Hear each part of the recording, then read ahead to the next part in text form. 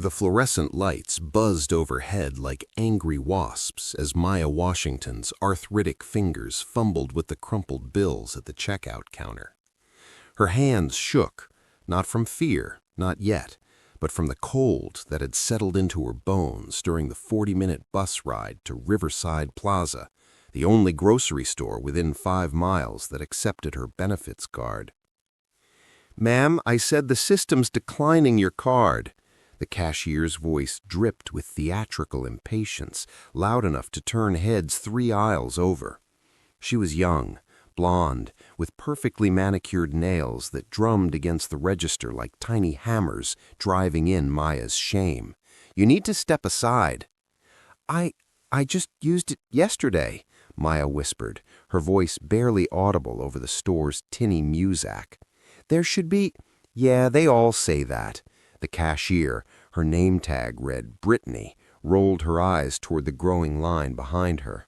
A white woman in yoga pants sighed audibly. A man in a business suit checked his Rolex with pointed aggression. Maya's throat tightened. The basket in front of her held modest items: a carton of eggs, a loaf of bread, bananas turning brown at the edges, discounted, and a small container of her blood pressure medication from the pharmacy section. $73.19, her entire week's worth of survival. "Try it again, please," Maya said, her voice steadier now, though her hands continued their trimmer. "Sometimes the machine—" "I already tried it twice." Brittany's voice rose another octave. "Kevin! Kevin!" A broad-shouldered man in his 40s emerged from the back office, his manager's vest stretched tight across his chest. Kevin Brennan had the kind of face that smiled easily at some people and never at others. His blue eyes swept over Maya with the same disinterest one might show a stain on the floor. "What's the problem here?" He didn't address Maya, he addressed Brittany, as if Maya were simply an obstacle, a malfunctioning piece of equipment. "Her card's not working and she's holding up the line. I think she's trying to—" "I'm not trying to do anything but buy my groceries," Maya interrupted, her voice firm despite the heat rising in her cheeks. 73 years on this earth had taught her when to speak up, even when her voice shook, especially when it shook. Kevin's eyes finally landed on her, and in that fraction of a second Maya saw something she'd seen countless times before. The flicker of assessment, the unconscious calculation of her value, her threat level, her humanity. She came up wanting. "Ma'am, if your card's not working, I'm going to have to ask you to leave and call your benefits office." His words were professional, but his tone carried the weight of a man used to being obeyed. "You are disrupting business." "I have the right to—" "You have the right to leave when asked, or would you prefer I call security?" The word hung in the air like a noose. Security. Maya felt her heart hammering against her ribs. Her sister Ella's face flashed in her mind. Ella, who'd been detained outside a store in Montgomery in 1967 for suspicious behavior, which meant being black and window shopping.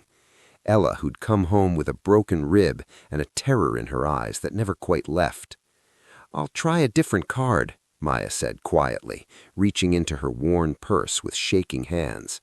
She had $12 on her debit card, $12 that needed to last until— "Ma'am, step aside, now." Kevin's voice had lost his professional veneer. "Brittany, call security." "That's not necessary," Maya started.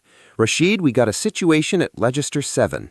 Brittany's voice crackled over the store intercom, each word a small violence. "Customer refusing to cooperate." Maya felt the eyes of every shopper in the store boring into her back. She heard whispers, felt phones being raised to record her shame.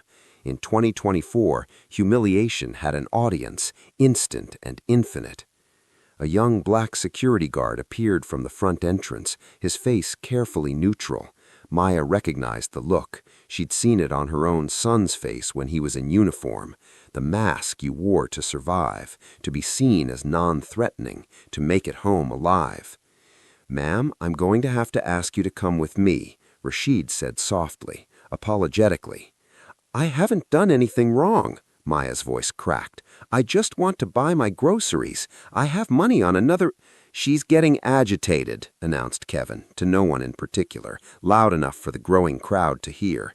He pulled out his cell phone. "I'm calling the police. Rashid, escort her out, now." The word police detonated in Maya's chest. Her grandson Caleb's face flashed before her eyes. Caleb, pulled over for a broken taillight, who'd ended up face down on hot asphalt with a knee on his neck. Caleb, who was only 17. Caleb, who survived, but not really, not in the ways that mattered. "Please," Maya whispered, hating the pleading in her voice, hating that she had to beg for the simple dignity of being believed. "Just let me try my other—" "Out!" Kevin shouted, his face reddening. "Get this woman out of my store." Rashid's hand hovered near Maya's elbow, not touching, but the threat implicit. Maya picked up her purse, old leather, a gift from her late husband 40 years ago, and turned toward the exit, her vision blurring with tears she refused to let fall. Behind her, she heard Brittany's voice, falsely sweet. "Next customer, please." The automatic doors opened with a mechanical sigh, and Maya stepped out into the afternoon heat of Atlanta, the sun beating down like an accusation. She stood on the sidewalk for a moment, trying to remember how to breathe, trying to swallow the lump of rage and shame lodged in her throat. She didn't see Kevin Brennan follow her out, his phone pressed to his ear. She didn't hear him say, "Yeah, we got another one. Black woman, elderly, tried to use a fake benefits card, probably part of that fraud ring. She's outside now, acting erratic." Maya's legs felt like water as she made her way to the bus stop bench, 50 yards from the store's entrance. The heat radiating from the metal seat seared through her thin dress, but she sank down anyway, her whole body trembling now, not from cold, but from the aftershock of adrenaline and humiliation. "Just breathe," she told herself. "Just breathe and call Marcus." Her son, her baby, though he was 47 now and hadn't been her baby in any real sense for decades. But the instinct remained. Call Marcus when things get bad. Call Marcus when the car breaks down. Call Marcus when you can't open the pickle jar. Call Marcus when the world reminds you that you're still not seen as fully human. She reached into her purse, her fingers brushing past the envelope she always carried, the one she never opened anymore but couldn't throw away, the one with the official seal, the one that represented everything she'd lost and everything Marcus had become in spite of it.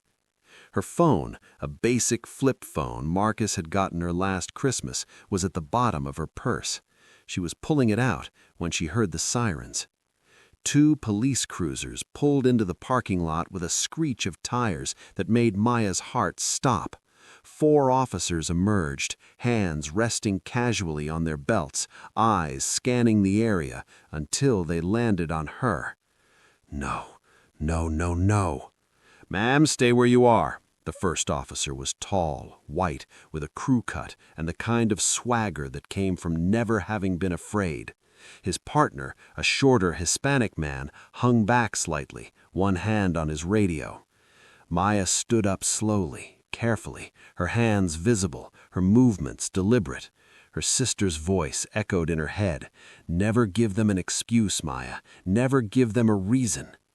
"I haven't done anything wrong," she said, her voice steadier than she felt. "I just left when they asked me to." "We got a call about fraud, ma'am, and a report that you were acting threateningly toward staff." The officer, his badge read Morrison, approached with the careful, prowling gait of someone expecting trouble. "That's not true. I wasn't threatening anyone." Maya's hands were shaking again, and she clasped them in front of her to hide it. "My benefits card wouldn't work, and they asked me to leave, so I did." "You have ID?" Maya's mouth drew dry. She did have ID, but she also knew what happened next. The slow, deliberate check, the radio call, the waiting while they ran her name through systems looking for any excuse, any outstanding ticket, any reason to escalate from inconvenience to incident. "It's in my purse," she said carefully. "I'm going to reach for it slowly. Keep your hands where I can see them." Maya's fingers trembled as she pulled out her wallet, her Georgia driver's license barely visible through the worn plastic sleeve. She handed it to Morrison, who studied it with theatrical scrutiny, as if he'd never seen an ID before. "Maya Washington," he read aloud, then glanced at his partner. "You waiting for someone, Mrs. Washington?" "I was going to call my son to pick me up." "Uh-huh." Morrison handed her license to his partner, who walked back to the cruiser with it. Maya watched, her stomach knotting. This was the dance, the ritual of suspicion. She'd seen it before, lived it before.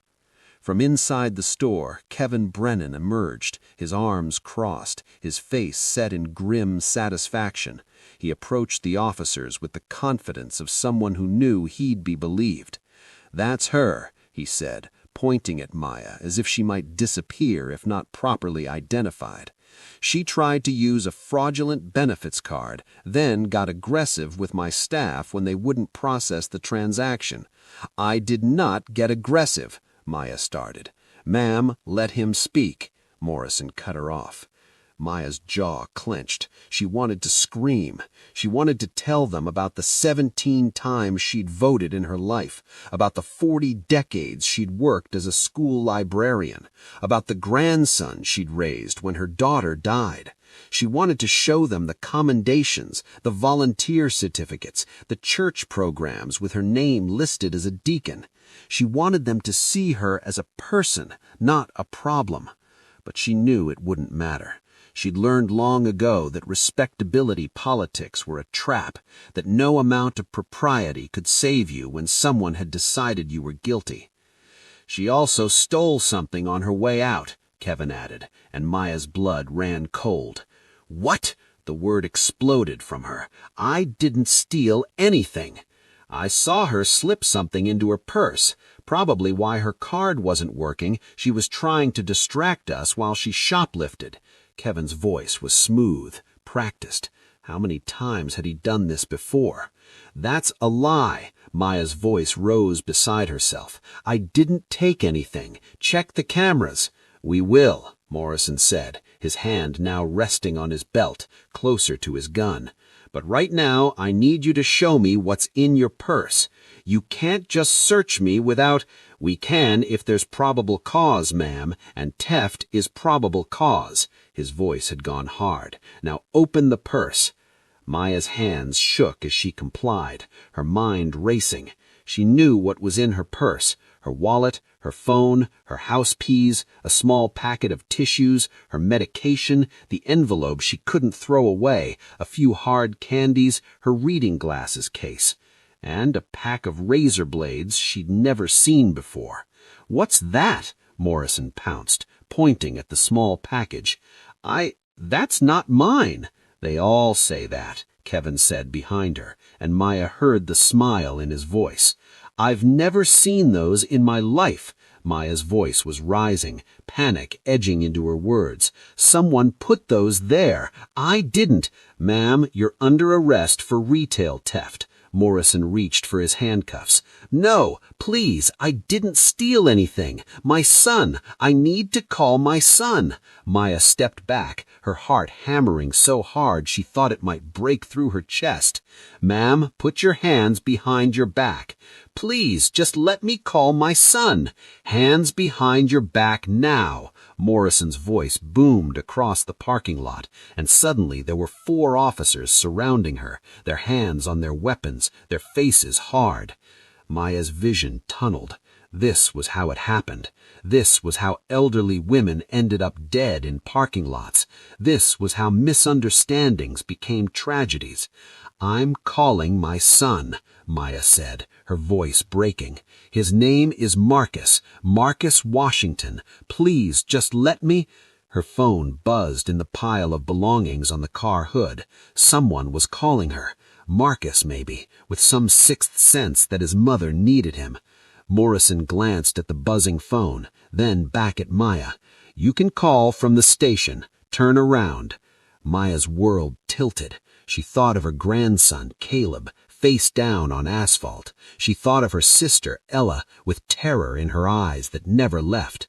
She thought of Sandra Bland, Breonna Taylor, all the names that became hashtags, all the lives that became lessons in what could go wrong.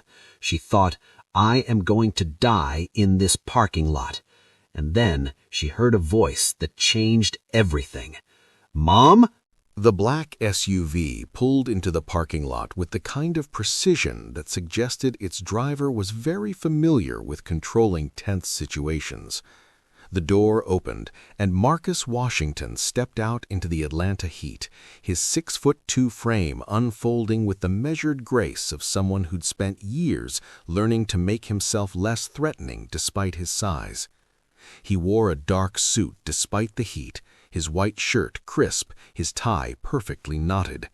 His face, his father's face, Maya always thought, with her own cheekbones, was carefully composed as he took in the scene. His mother, surrounded by 4 police officers, one with handcuffs already out. "That's my mother," Marcus said, his voice carrying across the parking lot with quiet authority. He didn't shout. He didn't need to. "What's going on here?" Morrison turned, his hand still on his cuffs, his expression shifting from aggressive certainty to careful assessment. Something in Marcus's bearing, in the way he moved, in the way he spoke, triggered the officer's recognition software. This wasn't just an angry son. This was someone with authority. "Sir, step back. This is police business." "It's my business if it involves my mother."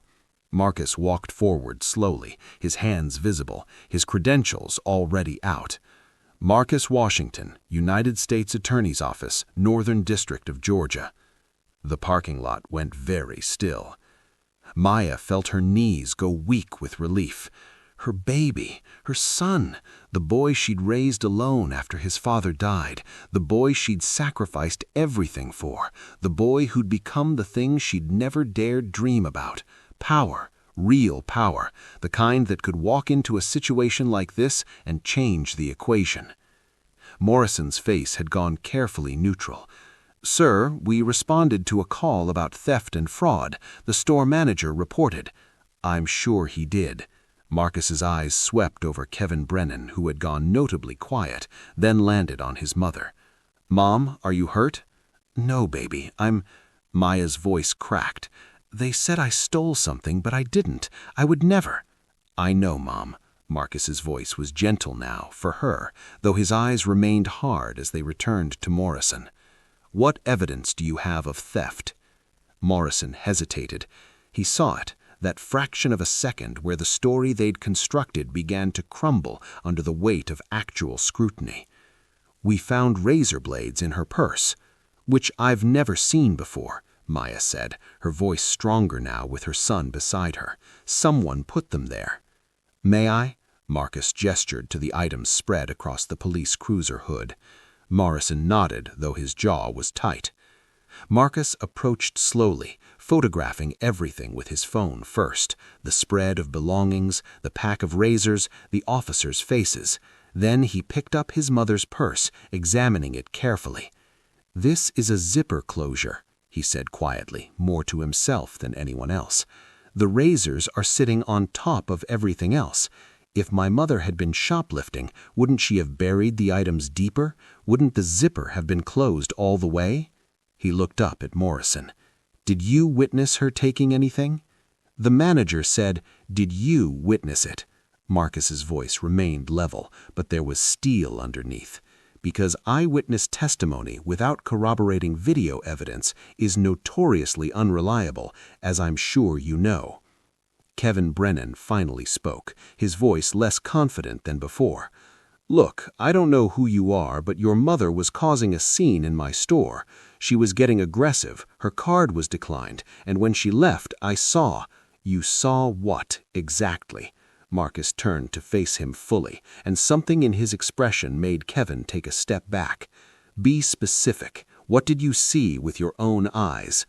"The razor blades were found in a purse that was out of your sight from the moment my mother left your store until the moment the officers searched it." Marcus's words were precise, surgical. So you couldn't have seen her take them, which means you're either lying or you planted them yourself. The silence that followed was deafening. Now that's an accusation, Kevin sputtered, his face flushing red. I don't have to stand here. Actually, you do. Marcus pulled out his phone again, this time to make a call. Because filing a false police report is a crime, making false statements to law enforcement is a crime, and if I find out you've been doing this to other vulnerable people, other elderly people, other people of color, I'm going to make it my personal mission to ensure you face consequences. He lifted the phone to his ear. This is AUSA Marcus Washington. I need a unit at Riverside Plaza, 2840 Memorial Drive. I'm witnessing what appears to be discrimination and possible false reporting. A pause. Yes, I'll wait for them. Morrison shifted uncomfortably. Sir, we were just responding to a call. I understand, Officer Morrison. Marcus's voice softened slightly, though it remained firm. And that was your job, but part of that job is recognizing when you're being used as a weapon against innocent people. He moved to his mother, gently guiding her to his SUV. Come on, Mom, let's get you out of this heat. Maya followed him on shaking legs, tears now streaming down her face, not from fear anymore, but from relief, from rage, from the sheer emotional whiplash of the last 20 minutes. Marcus opened the passenger door, helped her inside, cranked the air conditioning up high. Baby, my groceries, Maya whispered. I'll handle it. Marcus squeezed her hand. Just breathe, Mom. You're safe now. But as Marcus turned back to face the officers and Kevin Brennan, Maya saw something in her son's eyes that hadn't been there before, a cold, calculating fury that reminded her that Marcus hadn't gotten where he was by being soft. He'd gotten there by being brilliant, relentless, and absolutely unwilling to back down from a fight. Now, Marcus said, his voice carrying across the parking lot, and Mr. Brennan, I suggest you start telling the truth, because the next people I call are going to be from the Civil Rights Division. Kevin Brennan's confident facade cracked like cheap porcelain. This is ridiculous. I'm the victim here. Your mother. My mother is 73 years old, has never been arrested, and served as a school librarian for 40 years, Marcus cut him off. She has no history of theft, no history of violence, no history of anything except being a pillar of her community. So when you tell me she suddenly decided to shoplift razor blades, one of the most commonly planted items in false theft accusations, by the way, I'm skeptical. Morrison's partner, the younger Hispanic officer, stepped forward. Sir, if you want to file a complaint about how the car was handled, oh, I will, but right now I want to know why Mr. Brennan here is so certain my mother stole something he couldn't possibly have seen her take. Marcus turned his full attention to Kevin. Unless you have X-ray vision through leather purses? Kevin's eyes darted to the store, then back. I told you I saw her acting suspicious. Acting suspicious. That's interesting. What does acting suspicious look like, Mr. Brennan? Marcus's voice was deceptively mild. Is it being elderly? Being black? Trying to use a benefits card? I don't have to listen to this. Kevin started backing toward the store entrance. Actually, you do, because making false statements to police with the intent to cause an arrest is a federal crime under 18 U.S.C. Section 1001, and using law enforcement to deprive someone of their civil rights is a violation under Section 242. Marcus pulled out his business card. Officer Morrison, I'm going to need the incident report number and the names of all responding officers. Morrison's face had gone carefully blank, but he pulled out his notepad and started writing. Maya watched from the SUV, her hands wrapped around a cold water bottle Marcus had given her, her heart still racing, but her mind beginning to clear. Through the window, she could see other shoppers watching, their phones out, recording. The tableau had shifted. Suddenly, Kevin Brennan was the one surrounded, the one sweating under the afternoon sun, the one whose story was falling apart. A second police car pulled into the lot, this one unmarked. A black woman in her 50s stepped out, her badge clipped to her belt, her expression all business. Maya recognized the posture. This was someone senior, someone with authority. "Detective Jenkins, Atlanta PD Major Crimes," she introduced herself to Marcus, shaking his hand. "Got your call. What are we looking at?" "Possible civil rights violation, possibly part of a pattern." Marcus gestured to Kevin. "I'd like to request a review of this store's security footage, as well as any theft reports filed in the last 6 months. I have reason to believe there's been systematic targeting of minority customers." "That's insane!" Kevin's voice cracked. "I run a clean store. If people would just—" "Just what?" Detective Jenkins turned to him with an expression that could freeze vodka. "Just stop being black? Just stop being poor? Just stop having the audacity to shop at your store?" "I didn't have to. You didn't have to." She pulled out her own notepad. "Mr. Brennan, I'm going to need you to come to the station to make a formal statement, and I'm going to need access to your store's records and surveillance system. You can't just—" "I can with a warrant, which I'll have in about an hour, or you can cooperate voluntarily." She smiled, but there was no warmth in it. "Your choice." Kevin's face had gone from red to ashen. "I want to talk to my lawyer." "That's your right," Jenkins nodded. "Morrison, escort Mr. Brennan to the station, and get me that footage before it mysteriously disappears." As Morrison led protesting Kevin Brennan to his cruiser, Marcus walked back to his SUV and slid into the driver's seat. Maya was still shaking, but some color had returned to her face. "Baby, you didn't have to—" "Yes, I did." Marcus started the engine, letting the cool air wash over them both. "Mom, this isn't the first time this has happened at this store. I've been hearing reports for months. Elderly black women, mostly, being accused of theft, being harassed by staff, but no one wanted to come forward because they were scared." Maya looked at her son, really looked at him, at the lines around his eyes that hadn't been there 5 years ago, at the gray creeping into his temples, at the weight he carried, trying to fix a system that was designed to crush people who looked like them. "How did you know to come?" she asked softly. Marcus pulled out his phone, showing her the screen. "Rashid texted me, the security guard. He's been documenting everything Kevin does. He said today was different, said Kevin seemed too eager, too ready to escalate, so he texted me as soon as you walked out."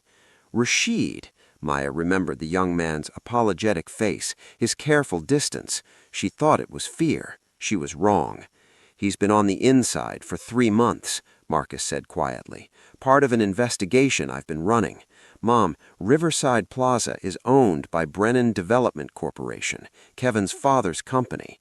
They own 14 stores across Georgia, and they've been systematically targeting low-income minority communities, filing false police reports, creating hostile environments, even bribing local officials to ignore complaints."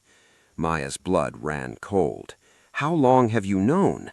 6 months, but we needed evidence, witnesses, a pattern we could prove in court." Marcus's hands tightened on the steering wheel. "Mom, I told you to stop shopping there. I told you to use the store on Patterson Street." "It's 4 miles further, and the bus doesn't go there directly." Maya's voice was quiet. "Baby, I can't live my life avoiding every place that might hurt me. I'd never leave the house." The truth of it hung between them, heavy as Atlanta humidity.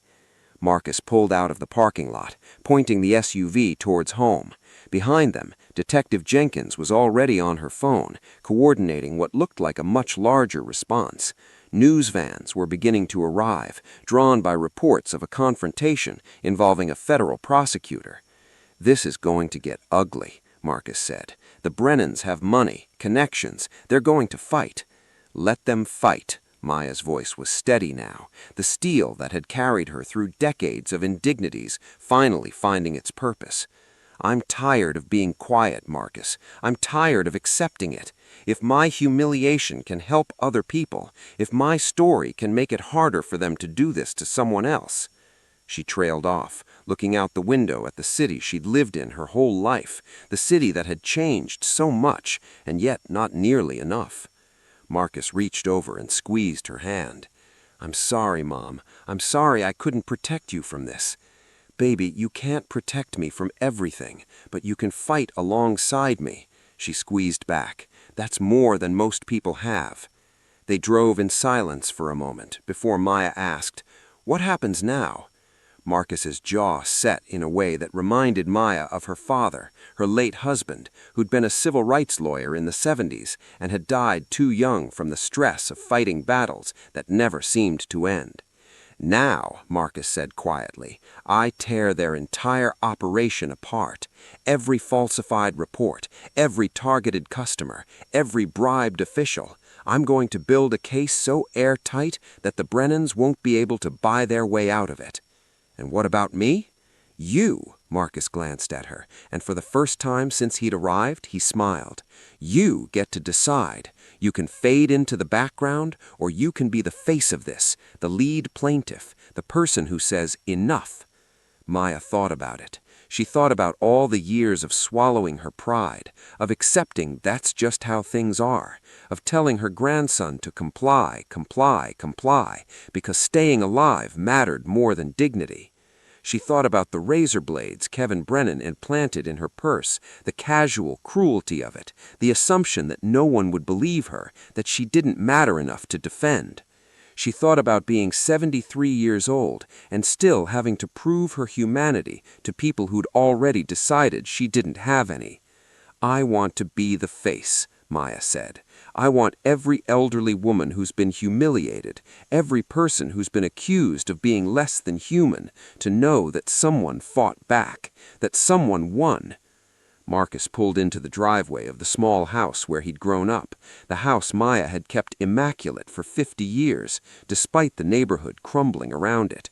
He turned off the engine and looked at his mother, this woman who raised him alone, who'd worked double shifts to put him through college, who never once let him see her cry, even when things were at their worst. "Sure about this, Mom? It's going to be hard. They're going to dig into your life, try to discredit you, make you look like I'm not respectable enough to deserve justice." Maya smiled, bitter and knowing. "Baby, that's their whole playbook. But here's what they don't know.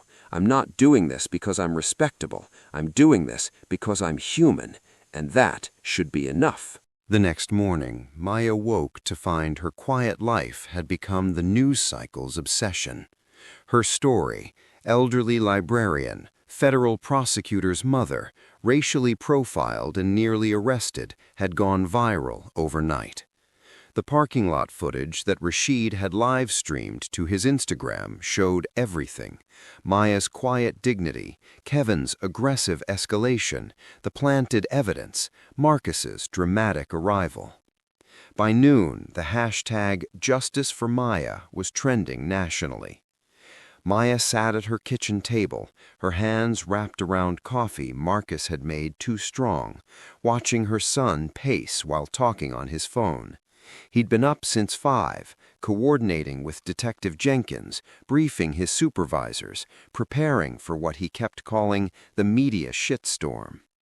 "Yes, Senator, I understand your concern, but this goes beyond one incident."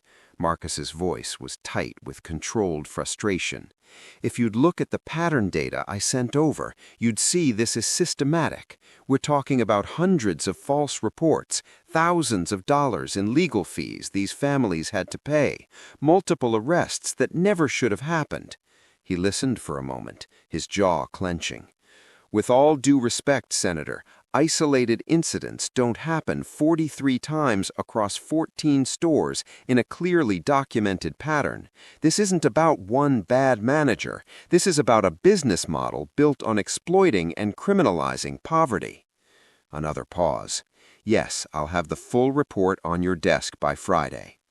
He hung up and rubbed his eyes. "Senator Michaels wants to know why we're targeting a prominent Georgia business family." Maya raised an eyebrow. "Let me guess, the Brennans are major donors?" "To everyone. Democrats, Republicans, local judges, police benevolent associations." Marcus pulled up a chair across from his mother. "Mom, I need to prepare you. This isn't going to be a simple case. The Brennans have been building power in this state for 30 years. They have friends everywhere." Good. Maya's voice was steel.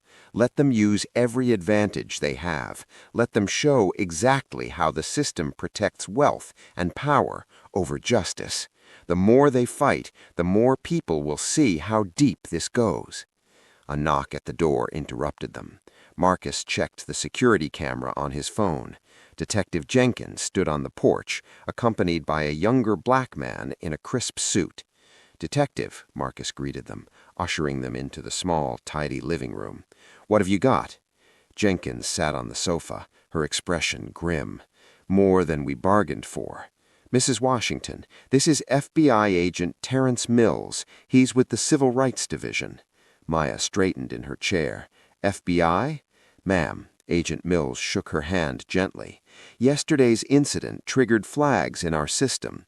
We've been watching the Brennan stores for 2 years as part of a broader investigation into retail fraud patterns targeting minority communities."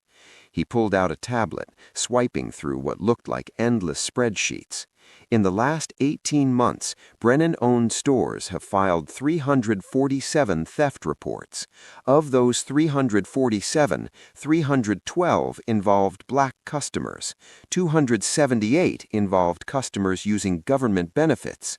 And here's the kicker. Of those 347 reports, only 12 resulted in actual convictions, and in 8 of those cases, the defendants pled guilty because they couldn't afford legal representation." "Jesus," Marcus breathed. "It gets worse." Jenkins pulled out her notes. "We pulled the surveillance footage from yesterday and the preceding week. Mrs. Washington, you were followed from the moment you entered the store. 3 different employees tracked your movements, and we have footage of Kevin Brennan instructing Brittany to watch the old black lady before you even got to the checkout."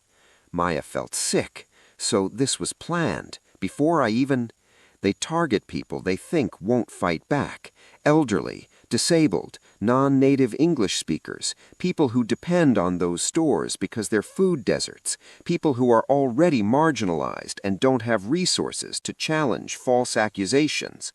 "What's their end game?" Marcus asked, though he could see he was already putting the pieces together. "Loss prevention insurance fraud. The Brennans file false theft reports, claim losses, collect insurance payouts. They've been running this scheme across their entire retail portfolio for years. We estimate they've fraudulently collected over $8 million in the last 5 years alone. And they use real people, real vulnerable people as the fall guys. They ruin lives, create criminal records, traumatize entire communities, all for insurance money." More than that, Agent Mills swiped to another file. Property values. 6 of their Brennan stores are in rapidly gentrifying neighborhoods. By creating a narrative of high crime and dangerous customers, they drive down property values so they can buy up surrounding real estate at discount prices. Then they clean up the stores, change the narrative, and flip the properties for millions. Maya listened to them talk, her coffee growing cold in her hands. She thought about all the women she'd seen over the years in that store, being followed, being watched, being treated like criminals for the crime of needing food. She thought about the young mother with 3 children she'd seen crying at the bus stop once, clutching an arrest citation for a theft she swore she didn't commit. "How many people?" Maya asked quietly. The room went silent. "We've identified 847 individuals who were directly impacted, but that's just what we can document. The real number is probably in the thousands when you count family members, lost jobs, housing denials, custody battles affected by criminal records." Maya stood up, her chair scraping against the hardwood floor. She walked to the window, looking out at the street where she'd lived for 50 years. The neighborhood had changed, was still changing. She'd watched families displaced, businesses shuttered, the slow creep of gentrification pushing out people who'd been there for generations. "I want to testify," she said quietly. "Not just in my case, in all of them. I want every one of those 847 people to know that someone is fighting for them." "Mom," you started. "No," Maya turned to the room. "You said I could be the face of this. You said I could choose. I'm choosing to fight not just for me, but for everyone the Brennans thought wouldn't matter, wouldn't be believed, wouldn't be worth protecting." Agent Mills and Jenkins exchanged glances. "Mrs. Washington," Mills said carefully, "being the lead plaintiff in a case this large, this public, you need to understand what that means. Every part of your life will be scrutinized. Every mistake you've ever made will be weaponized. They'll try to destroy your credibility, your reputation." "Let them try." Maya's voice didn't waver. "I'm 73 years old. I've lived through segregation, through discrimination that was legal and open and celebrated. I've raised a son alone, buried a husband too young, survived breast cancer twice. I've been counted out and written off my entire life." She looked at Marcus. "But I'm still here, and I'm not afraid of them." Marcus's eyes were bright with unshed tears. "Dad would be so proud of you. Your daddy knew what fighting cost. He paid it gladly." Maya touched the envelope she always carried, the one she never opened, the commendation from the Justice Department, awarded posthumously to her husband for his civil rights work, the award that came with no pension, no compensation for the widow he left behind, just words on fancy paper about his sacrifice. "I'm not doing this for glory or recognition," Maya said softly. "I'm doing it because every time we stay silent, every time we accept injustice because fighting seems too hard, we tell our children that they don't deserve better, that they should accept being less than, and I'm done with that." She turned back to the window. Outside, a news van was setting up, reporters checking their equipment. The quiet life Maya had built, the invisibility she'd cultivated as a survival strategy, was gone. But maybe, she thought, that was the point.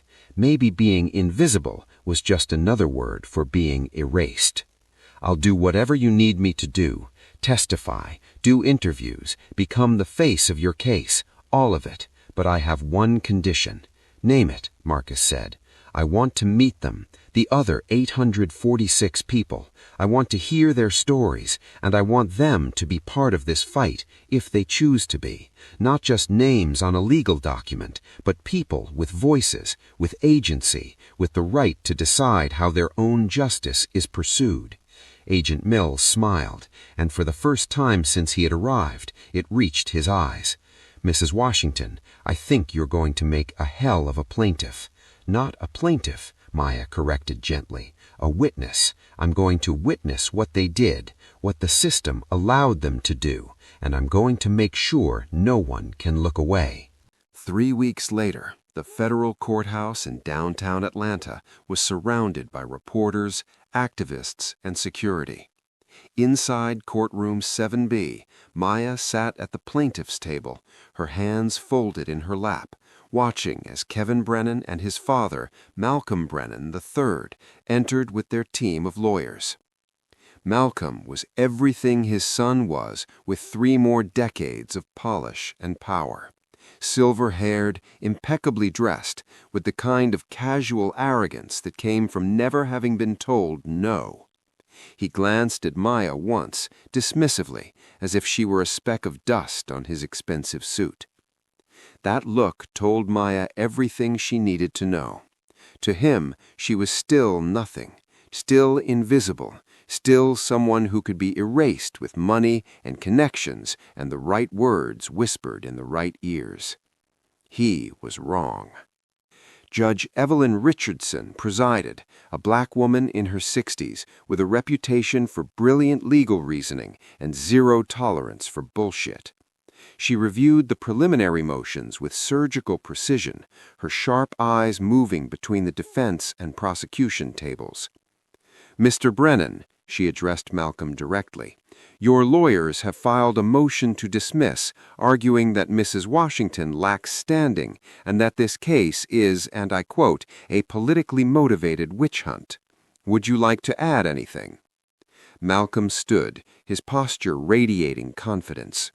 "Your Honor, My family has served this community for 3 generations. We employ thousands of Georgians, support dozens of charities, and have never been accused of discrimination until this baseless— Your Honor, Marcus stood, cutting him off smoothly. If I may? Richardson nodded. Marcus pulled up a presentation on the courtroom screens. Over the past 3 weeks, the U.S. Attorney's Office, in coordination with the FBI, has interviewed 683 of the 847 individuals identified as victims of the Brennan fraud scheme. Of those 683, 489 have agreed to join this lawsuit as co-plaintiffs. They're here today. He gestured to the gallery, and Maya turned to see row after row of faces, black, brown, white, young, old, all wearing expressions that mirrored her own resolve. Elderly women who'd been humiliated at checkout counters, young fathers accused of theft in front of their children, mothers who lost jobs because of false arrest records. These aren't statistics, Your Honor. These are real people whose lives were systematically destroyed for profit, and the evidence is overwhelming. For the next hour, Marcus methodically presented his case. Security footage showing store employees planting items in customers' bags, internal emails discussing loss prevention targets with explicitly racial language, insurance claims filed for losses that never occurred, property purchases made immediately after high-profile false arrest incidents had proven neighborhoods were dangerous. The Brennans' lawyers objected repeatedly, but each objection felt weaker than the last. The evidence was too comprehensive, too damning, too impossible to explain away. Maya watched Malcolm Brennan's face as Marcus presented text messages Kevin had sent to other store managers. Tag and bag another one today. Old black lady, easy target. Insurance claim filed, should clear by Friday. Drinks on me. Dad's gonna love this month's numbers. She watched the color drain from Malcolm Brennan's face as Agent Mills presented evidence of bribes paid to local officials to ignore complaints. She watched Kevin Brennan, that confident, sneering young man from the parking lot, shrink in his chair as the full scope of his crimes became undeniable. But it was Judge Richardson who delivered the most devastating blow. Mr. Brennan, she said, her voice cold as winter, I'm denying your motion to dismiss. Furthermore, I'm granting the prosecution's request for immediate asset freezes on all Brennan Development Corporation accounts, pending investigation. And I'm personally recommending that the State Bar investigate every lawyer who's represented your company in these fraudulent cases. She paused, letting the words land like hammer strikes. This court has seen many things, but rarely have I witnessed such systematic, calculated cruelty. You didn't just commit fraud, Mr. Brennan. You weaponized the justice system itself against the most vulnerable members of our community. You turned poverty into a crime and profit into righteousness. Malcolm Brennan's lawyer tried to speak, but Richardson raised her hand. I'm not finished. Mrs. Washington, she turned to Maya, would you like to address the court? Maya's heart hammered, but she stood, every eye in the courtroom fixed on her, this elderly black woman in her Sunday best, this former librarian who'd become the face of justice for hundreds.